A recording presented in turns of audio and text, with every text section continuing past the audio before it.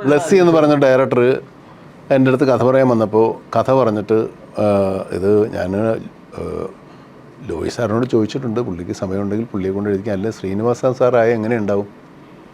ഞാൻ പറഞ്ഞു അവർക്കൊക്കെ വേറെ പണിയുള്ളവരല്ലേ, താൻ ഈ കഥ എന്നോട് പറഞ്ഞൊന്ന് എഴുതി നോക്കാൻ പറഞ്ഞു. ഇതുപോലെ ഒന്ന് എഴുതാൻ പറഞ്ഞു.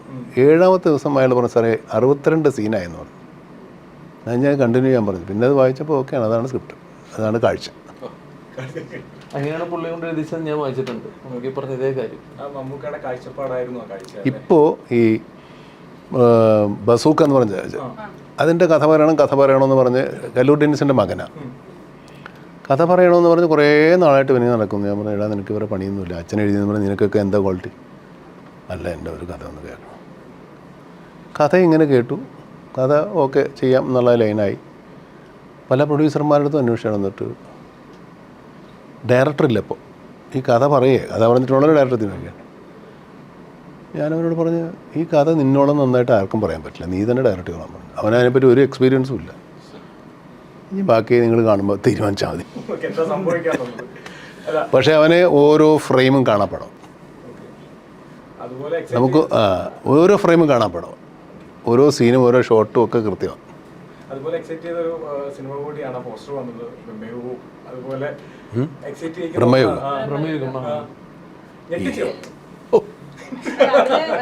പഴയ മമ്മൂക്കാന്റെയും ഈ പോസ്റ്ററും വെച്ചിട്ട് ഒത്തിരി അധികം മീംസും ഇതൊക്കെ ഇറങ്ങുന്നുണ്ടായിരുന്നു. ലൈക്ക് ഒരു ചേഞ്ചും ഇല്ല, the born actor mega star എന്നൊക്കെ പറഞ്ഞിട്ട് നമുക്ക് അതൊക്കെ കാണാൻ ആ രൂപം വെച്ചിട്ട് ആ ക്യാരക്ടർ ചേഞ്ച് ഇല്ലെന്നാണോ പറയുന്നത്? എനിക്ക് മനസ്സിലായില്ല. ക്യാരക്ടറിനല്ല, ഞാൻ വിചാരിച്ചു ഈ ഫോട്ടോ ഉണ്ടോ പഴയ അതുപോലെ എനിക്ക്. അല്ല ഞാൻ ഒരു അഭിനയഭ്രാന്തനായിരുന്നു, സിനിമ ആണ്, സോറി അല്ല അഭിനയഭ്രാന്തനായിരുന്നു. നമ്മൾ സിനിമയിലേക്ക് വരുന്നതിന് മുമ്പുള്ള കാര്യമാണ്, അത് സിനിമാ ഭ്രാന്തനുമാണ്. അപ്പോൾ ഇന്നല്ല, പണ്ട് മുതലേ തുടങ്ങിയതാണ്.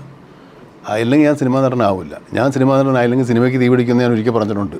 എന്നെ സിനിമാ നടനാക്കിയേ ഒക്കുള്ളൂ മലയാള സിനിമ. അത്രത്തോളം ഞാൻ ഇതിനെ മോഹിച്ചതാണ്.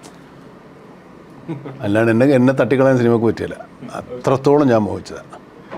അല്ല എന്നെ പോലെ മോഹിക്കുന്ന ഒത്തിരി പിള്ളേരുണ്ട് കേട്ടോ, ഇല്ലെന്നല്ല. പക്ഷേ അതിന് എല്ലാവരും അവർ വരുമായിരിക്കും, അവർക്ക് അവരുടെ ഒരു അവസരം വരുമ്പോൾ വരും. വെറുതെ മോഹിച്ചിട്ട് കാര്യമില്ല, അധ്വാനിക്കാന്നല്ല. ഞാൻ ഇപ്പം എല്ലാവരുടെയും വിചാരം സിനിമയിൽ അഭിനയിക്കാമെന്ന. എന്നോട് ഒരുപാട് പേര് പറഞ്ഞു, അച്ഛനെ വീട്ടിൽ ചെല്ലുമ്പോൾ മക്കള് പഠിക്കാൻ പോകില്ല, എസ്റ്റേറ്റിന്റെ കാര്യം നോക്കാൻ പറഞ്ഞാൽ ചെയ്യില്ല, ഒരു ജോലിക്ക് പോകാൻ പറഞ്ഞാൽ ചെയ്യൂല. ഇവനെ എങ്ങനെ സിനിമയെ കൊണ്ടുപോയല്ലേ? അപ്പോൾ ഒരു ക്വാളിഫിക്കേഷൻ വേണ്ടാത്തൊരു പരിപാടി എന്നാണ് വിചാരിക്കുന്നത്. സത്യം പറയാം, അതൊന്നും കൂടെ അഭിനയിക്കാൻ പറ്റില്ല. ഒരു സിനിമയിലൊക്കെ അഭിനയിക്കാം, ഒരു പടക്കമൊക്കെ പൊട്ടിക്കാം. സിനിമയിൽ ഒരു ആസ് എൻ ആക്ടർ എന്ന രീതിയിൽ നിൽക്കണമെങ്കിൽ അത് നല്ല അധ്വാനമുണ്ട്, അതിന് പിന്നെ നല്ല അതിന് ശ്രമം ഉണ്ടാവണം, ഒരുപാട് കാര്യങ്ങളുണ്ട്. ഇപ്പം നമ്മൾ അഭിനയിച്ചുകൊണ്ടിരിക്കുമ്പോൾ വെറുതെ അങ്ങോട്ട് സംഭവിക്കുകയല്ല, ബാക്കിയുള്ള സാധാരണ മനുഷ്യൻ്റെ തലച്ചോറ് സംഭവിക്കാത്ത പല കാര്യങ്ങളും നമ്മുടെ തലച്ചോറ് സംഭവിക്കുന്നുണ്ട്, ശരീരത്തിൽ സംഭവിക്കും. ഫിസിക്കലി ബി പി കൂടെ നമ്മുടെ അഡ്രിനൽ പ്രവർത്തിക്കും. ദേഷ്യം വരുമ്പോൾ നമ്മുടെ രോമമൊക്കെ എഴുന്നേക്കും, വേർക്കും. എന്ന് വെച്ചാൽ എല്ലാ ഞാനൊരു ഗ്ലിസറിനിട്ട് അഭിനയിച്ചിട്ട് 25 കൊല്ലമായി. അപ്പോൾ എപ്പോഴും ആവശ്യമില്ല. നമ്മൾ സാധാരണ മനുഷ്യനെ പോലെ അല്ലല്ലോ. സാധാരണ മനുഷ്യൻ ഒരു കാര്യമുണ്ട്, കാര്യം ഉണ്ടായിട്ടാണ് അതിനകത്ത് പ്രതികരിക്കുന്നത്. കാര്യം ഇല്ലാതെ പ്രതികരിക്കുക. നമ്മൾ കാര്യം ഉണ്ടാക്കിയിട്ട് സ്വിച്ചിട്ട പോലെയാ. അത് സ്വിച്ച് റെഡി, സ്റ്റാർട്ട് ക്യാമറ, തുടങ്ങുക, കട്ട്, അവിടെ തീർക്കുക. ഇതിനിടയ്ക്ക് നമ്മളിലുണ്ടാകുന്ന അതാരാ? നമ്മൾ തന്നെ നിയന്ത്രിക്കുന്നത്. ഇപ്പം വിജയരാഘവൻ അല്ലെ മമ്മൂസ് അവർ നിയന്ത്രിക്കുകയാണ്. ഇയാൾ എങ്ങനെ വേണം, എങ്ങനെ നോക്കണം, എങ്ങോട്ട് നടക്കണം. 100% നമ്മുടെ നിയന്ത്രണത്തിലാണ് ആ കഥാപാത്രം. എന്നാൽ ആ കഥാപാത്രം വളരെ വ്യത്യസ്തമാണ്, നമ്മളിൽ നിന്ന് വ്യത്യസ്തമാണ്. അത് അത്ഭുതം. ഓരോ ഫ്രാക്ഷൻ ഓഫ് മൊമെന്റ്സിലും നമ്മളിത് അയാളായിക്കൊണ്ടേയിരിക്കണം. അതേ സമയത്ത് നമ്മളാണ് തന്നെ. അതെ, ഈ രണ്ട് സംഭവം അത് ചുമ്മാ നടക്കുന്ന കാര്യമാണ്. അത് ഞാൻ ചുമ്മാ അവിടുത്തെ വലിയ വാചകത്തിൽ പറയുന്നതല്ല, അനുഭവത്തിൽ നിന്ന് പറയുക. ചുമ്മാ സാധിക്കുന്ന കാര്യമല്ല. വേണം ഭംഗിക്ക് പറയാം, ആർക്കും അഭിനയിക്കാമല്ലോ, അഭിനയിക്കാം. ഒരു സിനിമയിൽ 2 സിനിമയിലൊക്കെ അഭിനയിക്കാം. ഒരു സിനിമ ഭാഗ്യത്തിന് അഭിനയിക്കാം. നടനാവണമെങ്കിൽ അങ്ങനെ പണിയെടുക്കണം. എൻ്റെ അടുത്ത് ഗോപിച്ചേട്ടൻ പറഞ്ഞിട്ടുണ്ട്, പുള്ളിക്ക് ഭയങ്കര BP കൂടുമെന്ന് പറഞ്ഞു സീൻ അഭിനയിക്കുമ്പോൾ. ഷോർട്ടിൽ ആക്ഷൻ പറഞ്ഞാൽ പുള്ളിക്ക് ടെൻഷൻ ആവുമെന്ന് പറഞ്ഞു. എനിക്കുണ്ടല്ലോ. അപ്പോൾ ഇല്ലാത്ത ആർക്കാ? മാത്രമല്ല, ഒരു സിനിമയിൽ അഭിനയിക്കാൻ, ആദ്യ സിനിമയിൽ അഭിനയിക്കാൻ ഇത്രയും വർഷമായിരുന്നു, 40 വർഷമായി. ഇത് തന്നെ പണി. അതിന് മുമ്പ് നാടകമായിരുന്നു. അങ്ങനെ 53 വർഷം 54 വർഷമായി ഞാൻ ഈ അഭിനയം പ്രൊഫഷൻ. ഇപ്പോഴും എനിക്ക് ഫസ്റ്റ് ഷോട്ട് എടുക്കുമ്പോൾ എൻ്റെ തണുക്കും, ദേഹമൊക്കെ തണുക്കും. അപ്പോൾ എന്നോട് വിളിച്ചു, ചേട്ടൻ എന്ത് ടെൻഷൻ? എനിക്ക് ടെൻഷനല്ല, പേടിയാണ്.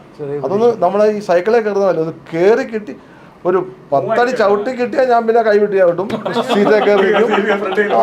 വേണം രണ്ടുപേരെ പുറകെ വെച്ച് ചവിട്ടും, എന്ത് വേണം ചെയ്യാം. പക്ഷെ അതുവരെ ഭയമാണ്.